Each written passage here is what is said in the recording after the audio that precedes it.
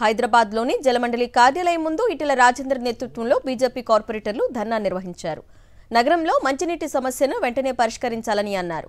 శివారు ప్రాంతంలో కొత్త డ్రైనేజీ వ్యవస్థను ఏర్పాటు చేయాలని డిమాండ్ చేశారు. డబుల్ బెడ్రూమ్ ఇళ్లకు సైతం మంచినీటిని సరఫరా చేయాలంటున్న ఎంపీ ఈటెల రాజేందర్తో మా ప్రతినిధి Vikram face to face. Malkajgiri MP Etela Rajender నేతృత్వంలో జలమండలి ఎదుట కార్పొరేటర్లంతా కూడా ఆందోళనకు దిగారు. ఆందోళనకు కారణాలు ఏంటో వారిని అడిగి తెలుసుకునే ప్రయత్నం చేద్దాం. సార్, ఆందోళనకు దిగాల్సిన అవసరం ఏంటి? ఇండ్లు కొత్తగా కడుతున్న వాళ్ళ దగ్గర లక్షల రూపాయలు పనులు కట్టించుకుంటారు.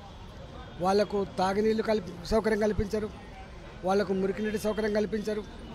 ఇవాళ కాలనీలలో బస్తీలలో ఈ మురికినీళ్ళన్నీ కూడా రోడ్ల మీద పారుతూ ఉంటే దుర్గంధంలో గడుపుడు తప్ప జలమండలికి ఎన్నిసార్లు విన్నవించుకున్న 5 రూపాయల బిల్ల శాంక్షన్ చేయలేదు. కాబట్టి శివారు ప్రాంతాలలో కావచ్చు, ఇలా టౌన్లో కావచ్చు, రోడ్ల మీద పారుతున్న మురికి నీళ్ళ పరిస్థితిని బాగు చేయాలనేది ఒకటి.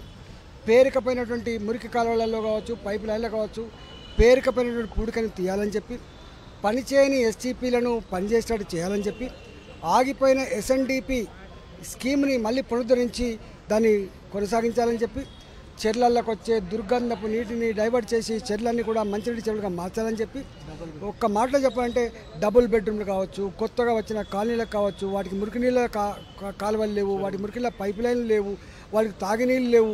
సంవత్సరాల తరబడి తిరిగి అలసిపోయింది. కాబట్టి మా కార్పొరేటర్లు, గౌరవ కార్పొరేటర్లు ఇలా జలమండలికి ఎన్నిసార్లు విజ్ఞప్తి చేసినా 5 రూపాయల బిల్ల మా దగ్గర లేదని చెప్పే సమాధానం తప్ప ఎన్నడూ పాల్చుకొని స్పందించలేదు. కాబట్టి వాళ్ళు ఇలా శాంపుల్గా ఇక్కడికి వచ్చిండ్రు. వాళ్ళకు తోడుగా నేను వచ్చినా.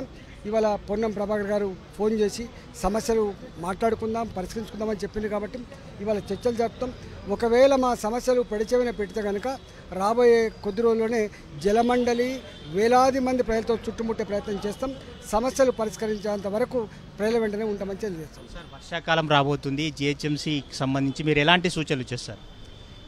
మురికి కాలువలలో ఇప్పటిదాకా పేరుకపోయిన పూడిక అయితే ఉందో తీయలే. ఇప్పటిదాకా పైప్ లైన్ల పేరుకపోయింది కూడా తీయలే. మిషన్లు పనిచేస్తలేవు. ఎక్కడెక్కడైతే మాన్యువల్స్ లేవో అవి మళ్ళీ పునరుద్ధరించే ప్రయత్నం చేస్తలేరు.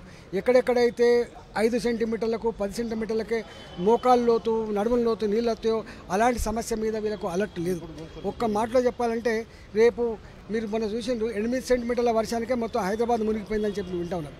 అంటే కేసీఆర్ 2014లో అధికారంకి వచ్చిన నాడు గవర్నర్ ఇంటి ముందు కూడా పడవల్లాగా కారు తేలుతున్నాయని చెప్పి ఏదో మాట్లాడడం 11 సంవత్సరాల తర్వాత కూడా ఇవాళ గదే పరిస్థితి దాపరించింది. కాబట్టి ఇవాళ వీళ్ళ మీద నమ్మకంతో ఓట్లేసినటువంటి ఈ ప్రభుత్వం ముఖ్యమంత్రి దగ్గరనే ఈ శాఖ ఉంది, కానీ ఈ సమస్యకు పరిష్కారం ఇంతవరకు రాలేదు. కాబట్టి ఇవాళ రాబోయే వర్షాకాలంలో వరదలు వచ్చినా తట్టుకునేటట్టుగా అన్ని రకాల చర్యలు చేపట్టాలని చెప్పి కోరుతున్నాం. మేము రాబోయే వర్షాకాలంలో ప్రజలు ఇబ్బందులు తలెత్తకుండా చర్యలు తీసుకోవాలని చెప్పి ఎంపీ ఈటెల రాజేందర్ కోరుతున్నారు. వీడియో జర్నలిస్ట్ మహేష్ గౌడ్తో విక్రమ్, సాక్షి టీవీ, హైదరాబాద్.